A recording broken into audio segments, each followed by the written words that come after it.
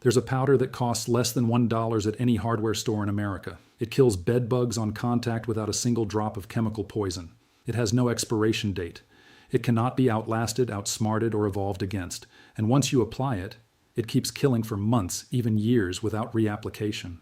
For over a century, this powder was the standard treatment for blood-sucking parasites in homes across the Western world. Then, a $26 billion industry realized something terrifying about its own business model. A customer who solves the problem permanently is a customer who never calls back. So they buried it, not because it failed, but because it worked too well. A powder that costs pennies and never stops working cannot sustain a business built on repeat service calls every 90 days. And what cannot generate recurring revenue cannot be allowed to exist in the public conversation. This is the story of the $1 powder that the pest control empire prayed you would never find. Welcome to Forbidden Home Science. If these stories matter to you, subscribe and hit the bell. This is where we crack open the vaults that billion-dollar industries welded shut. Now let me take you back to where this begins. In 1836, a German farmer named Peter Kasten noticed something strange in the chalky hills near the town of Hanover. He was digging a well when his shovel hit a layer of soft white rock that crumbled like flour between his fingers. The locals called it mountain meal, a substance so light it floated on water and so fine it felt like silk. And for reasons no one could explain, the insects around that deposit were dead. Not dying, not sluggish, dead. Peter did not have a microscope, but what he held was the fossilized remains of billions of microscopic organisms called diatoms, single-celled algae that lived in ancient freshwater lakes millions of years before humans walked the earth. When those diatoms died, their glass-like skeletons sank to the lake floor and compressed into a mineral powder over geological time. Each grain was covered in edges invisible to the naked eye, edges sharp enough to slice through the waxy exoskeleton of any insect that touched them. Peter could not explain the science, but he understood the result. He dusted his grain stores with the powder, and the weevils died. He dusted his chicken coop, and the mites disappeared. He told his neighbors, and within a decade, farmers across northern Germany were using diatomaceous earth against every crawling parasite known to agriculture. By 1870, commercial mining operations were extracting thousands of tons across Europe and North America. Alfred Nobel himself used it as a stabilizer for nitroglycerin, which he patented as dynamite in 1867. But the farmers knew something the chemists did not care about. This powder was the most effective insect killer the natural world had ever produced, and it cost almost nothing. In the early 1900s, diatomaceous earth was a household staple across rural America. Families dusted mattress seams with it to keep bed bugs away during summer months. They sprinkled it along baseboards to stop cockroach invasions before they started. They mixed it into grain barrels to prevent weevil contamination that could ruin an entire harvest. No prescription, no professional, no recurring fee. Just a bag of ancient powder and the generational knowledge of how to use it. Then World War II ended, and everything changed. In 1945, the chemical industry unleashed DDT, and the entire pest control model shifted from prevention to dependence. DDT was marketed as the miracle solution that would eliminate every household pest forever. Spray it once and bed bugs vanish, they promised. And for about a decade, that promise held. By the mid-1950s, bed bugs across America had developed full genetic resistance to DDT. Resistance mutations appeared in colonies as early as 1948, just 3 years after widespread deployment. But the chemical industry did not go back to diatomaceous earth, because there was no recurring revenue in a permanent solution. They moved to stronger, more expensive, more proprietary synthetic chemicals requiring professional application and repeat visits. Pyrethroids replaced DDT in the 70s and 80s, and the industry charged more for each treatment cycle. Then bed bugs developed cross-resistance to pyrethroids too, because both chemical classes target the exact same sodium channels in insect nerve cells. A Virginia Tech study published in 2025 confirmed that a single gene mutation gives modern bed bugs resistance to the most widely used sprays on the market. The pattern was always the same across 7 decades. Sell the chemical, watch resistance build, formulate the next chemical, charge more, and never mention the powder that cannot be resisted. Stay with me, because what comes next is where the money trail gets ugly. But first, I need to tell you something. This video barely scratches the surface of what has been hidden from you. I have collected everything the pest control industry does not want you to know into one place, all inside the complete Forbidden Home Science vault. The 72-hour blackout checklist with emergency pest defense protocols when exterminators are unavailable. The complete off-grid blueprint with chemical-free home protection methods that cost pennies. Natural pest barriers that indigenous communities perfected centuries before the spray can was invented. DIY infestation protocols that professional journals published and then quietly removed from circulation. Food storage and water purification techniques that eliminate contamination without commercial products. And much more. Over 10 guides in one place, no filler, straight to the point. The link is in the description. But stay right here because the video is just getting started. Now, let me show you the science that the exterminator hopes you never read. Diatomaceous Earth, also known as DE, is not a chemical and not a pesticide in the traditional sense. It is a sedimentary mineral made from the fossilized silica shells of diatoms, microscopic organisms from prehistoric lakes. Under a microscope at 40 times magnification, each particle looks like shattered glass covered in edges sharper than a surgical blade. When a bedbug walks across DE, those edges slice through the lipid layer of its exoskeleton by physical abrasion and moisture absorption. That waxy coating is the only barrier keeping water inside the insect body. Once breached, the bug dehydrates from the inside out, and there is no biological defense against mechanical destruction. This is the critical difference that changes everything. Chemicals attack metabolic pathways, and insects evolve resistance within a few generations. DE attacks the physical structure of the exoskeleton, and no insect can evolve armor thick enough to stop fossilized silica from cutting through lipid wax. Researchers at the University of Sydney tested multiple commercial DE formulations against adult bedbugs in controlled conditions.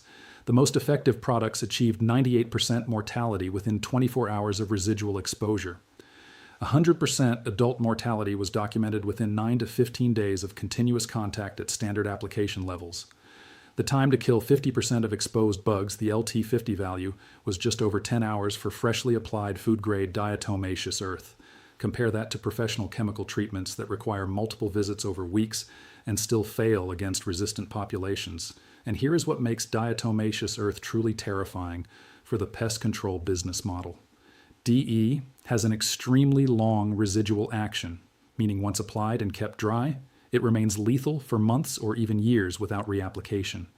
One study found that a silica-based desiccant dust was still fully effective after 406 days.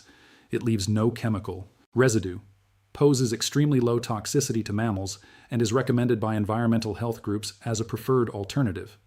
The International Resistance Action Committee does not even list DE because resistance to a physical kill mechanism is considered functionally impossible. If you have made it this far, you already know more about bedbug treatment than 99% of Americans. Subscribe and share this with someone who needs to stop handing thousands to an industry that profits from repeat failure. Everything the pest control business buried is in the complete vault link in the description. Now stay with me, because the next vault is the heaviest. 1 in every 5 American households encounters bed bugs every single year. That is 20% of homes in the richest country on earth plagued by a parasite a $1 powder can eliminate. The National Pest Management Association confirms that 97% of pest professionals treated bed bugs in the past year. Bed bugs are found in all 50 states, from rural farmhouses to luxury Manhattan penthouses. The average professional extermination costs $1,000 to $2,500 per session. Severe infestations run $4,000 to $6,000, and whole house fumigation can exceed $25,000. Most infestations require 2 to 4 visits because chemical sprays do not kill eggs, and resistant adults survive the first round. The real cost is not one visit. It is months of repeated failure totaling $3,000. Meanwhile, a 10 lb bag of food-grade DE costs between $8 and $15 and treats an entire home. The pest control industry generates over $26 billion annually in the United States alone. Bedbug services are one of its fastest growing and most profitable segments. 76% of pest professionals admit bedbugs are the hardest pest to kill with chemicals. They are hard to kill with chemicals because bugs evolve resistance to every chemical class deployed over 80 years. They're not hard to kill with DE because you cannot evolve resistance to having your skeleton physically sliced open. So why does no exterminator recommend it as a primary treatment? Because a $12 bag that solves the problem permanently generates zero follow-up revenue. The entire business model depends on one equation. Problem persists, customer calls back, company charges again. A cured customer is a lost customer. You cannot patent diatomaceous earth. It is a naturally occurring mineral on every continent. You cannot create a proprietary version the consumer must repurchase on a schedule. You cannot charge $1,500 per visit for something available at a hardware store for the price of a fast food meal. The economic architecture of professional pest control requires the customer to remain dependent on professional intervention. DE represents everything that architecture was designed to prevent: cheap, permanent, self-applied, and mechanically impossible to resist. So it was quietly repositioned through strategic messaging and professional gatekeeping. Industry publications describe DE as slow, messy, inconsistent, framing it as a supplement at best. Training programs teach technicians to push heat treatments and chemical rotations, mentioning desiccant dusts only as an afterthought. The average homeowner, panicking at 3 cows in the morning after finding bites on their child, does not research alternatives. They call the first number they find and hand over their credit card. That is not an accident. That is a system operating as designed. I need to be honest with you because credibility matters more than outrage. DE is not a magic instant fix, and I would not respect you if I said otherwise. It works mechanically, so bugs must walk through the powder to die, and full eradication takes 2 to 4 weeks in most infestations. It should be combined with washing bedding on high heat, encasing mattresses, and reducing clutter. And you must use food-grade DE only, never pool-grade, because pool-grade contains crystalline silica. Dangerous to inhale, but professional heat treatments cost $1,000 to $6,000, require vacating your home, and do not prevent reinfestation. DE costs under $15, stays active indefinitely while dry, and creates a permanent barrier against any future bugs. Here is what to do. Buy food-grade Diatomaceous Earth at any hardware store, $8 to $15 for 10 pounds, and a hand powder duster for about $5. Strip all bedding, wash on the highest heat setting, and dry on maximum for at least 30 minutes. Apply a thin, barely visible layer of DE into every mattress seam, every fold of your box spring, and along pillow piping. Dust inside bed frame joints where rails meet the headboard and footboard. Apply a continuous powder line along every baseboard in the bedroom, focusing on corners and gaps where wall meets floor. Remove outlet cover plates and puff a small amount into the wall cavity behind each one. Dust behind nightstands, inside dresser drawers, along curtain edges, and in every crack wider than a credit card. Flip your box spring and apply DE across the fabric underside where staples create folds that bed bugs use as nesting sites. Place interceptor traps under each bed leg and dust DE inside those traps for an added kill zone. Do not pile powder in thick mounds. Bed bugs walk around visible heaps. Apply it in a film so thin you can barely see it.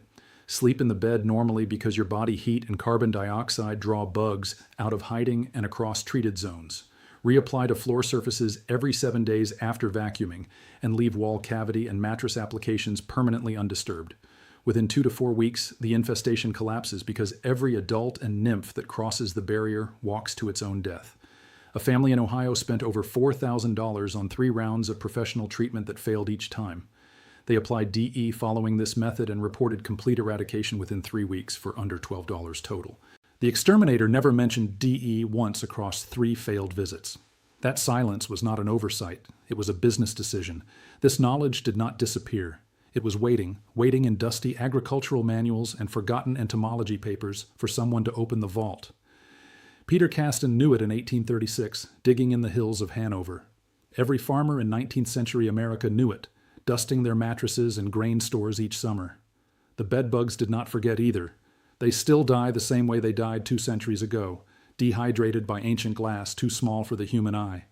If this video opened something for you, subscribe and share it with someone losing sleep tonight. Every share preserves what a $26 billion industry tried to bury. The next vault opens soon, and what is inside is even heavier.